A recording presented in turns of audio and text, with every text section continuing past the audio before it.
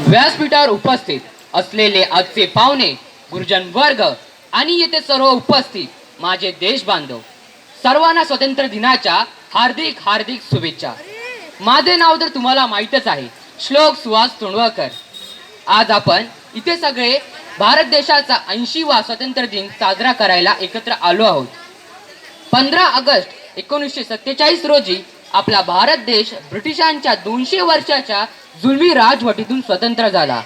हा अधिकार मिळवण्यासाठी भगतसिंग, राजगुरू, सुखदेव, चंद्रशेखर आझाद यांसारखे तरुण हसत हसत फासावर चढले.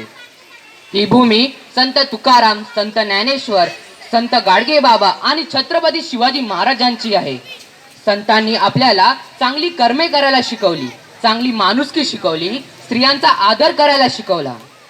पण आज येथे उभे राहून या स्वातंत्र्य दिनी मला तुम्हाला एक प्रश्न विचारायचा आहे, आणि हा प्रश्न विचारताना मला कोणाचीही भीती वाटत नाही. ज्या इंग्रजांपासून आपण स्वातंत्र्य मिळवले, त्यांच्या गुलामगिरीतून तर आपण मुक्त झालोच, पण नक्की आज आपण कोणत्या गोष्टीचे स्वातंत्र्य उपभोगत आहोत? आज आपण स्वैराचारी झालो आहोत. वाईट गोष्टी करणे, वाईट कर्मे करणे म्हणजे स्वातंत्र्य का?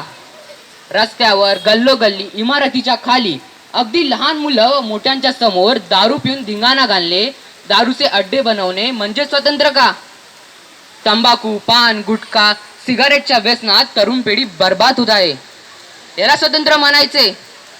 वर्तमानपत्र उघडलं की मन सुन्न होतं. आपल्याच देशात माता भगिनींवर, स्त्रियांवर अत्याचार होत आहे. ही कसली प्रवृत्ती आहे? हे स्वातंत्र्य नाही, ही निव्वळ राक्षसी प्रवृत्ती आहे. अशा या वाईट कृत्यांमुळे आज आपण सर्वजण देवाच्या दारात पापाचे अधिकारी बनत चाललो आहोत. जर आजच आपण सुधारलो नाही तर पुढे भविष्यात काय परिस्थिती येईल याचा विचार करूनही अंगावर काटा येतो. आज येथे अनेक मोठी माणसं, अनेक पालक जमले आहेत. मला तुम्हाला थेट सांगायचं आहे, काय चांगले आणि काय वाईट हे आपल्या लहान मुलांना घरातूनच शिकवा. जर आज आपण घराघरात एकमेकांना शिव्यागाळी देत असू तर लक्षात ठेवा, उद्या आपली हीच मुलं सुद्धा शिव्यागाळी देणार आणि वाईट कर्मे करणार. म्हणूनच जे मुले पाहतात ते शिकतात. म्हणूनच आपल्या लहान मुलांना मोठ्यांचा आणि स्त्रियांचा आदर करायला शिकवा. संस्कारांचे हे बाळकडू घरातूनच मिळाले पाहिजे.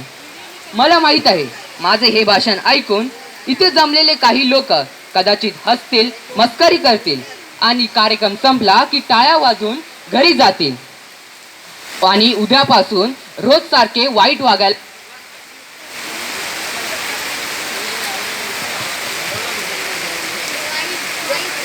हॅलो हॅलो हॅलो हॅलो पण फक्त ऐकण्यापुरती आणि विसरून जाण्यापुरती नाही. आपल्या भारत मातेच्या डोळ्यात आज अश्रू आहेत. ती विचारते, ह्याच कलंकित दिवसासाठी माझ्या हजारो लेकराने बलिदान दिले होते का? म्हणूनच आजच्या या पवित्र दिवशी मी विशेषतः आजच्या या तरुण पिढीला आणि सर्व पालकांना हात जोडून विनंती करतो, हे वाईट पद्धतीने स्वैराचाराने वागणं